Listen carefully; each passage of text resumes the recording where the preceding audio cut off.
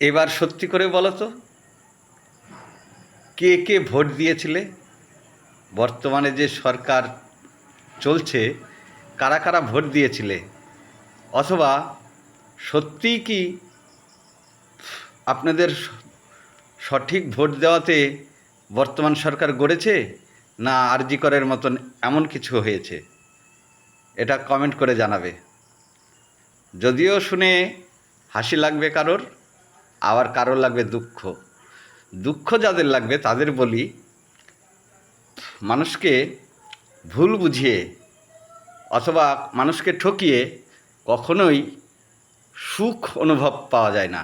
সুখ পেতে হলে মানুষকে কখনোই ঘুষ নেওয়া টাকা অথবা এরকম কোনো ঠকানো কাজের মাধ্যমে লোক দেখানো টাকা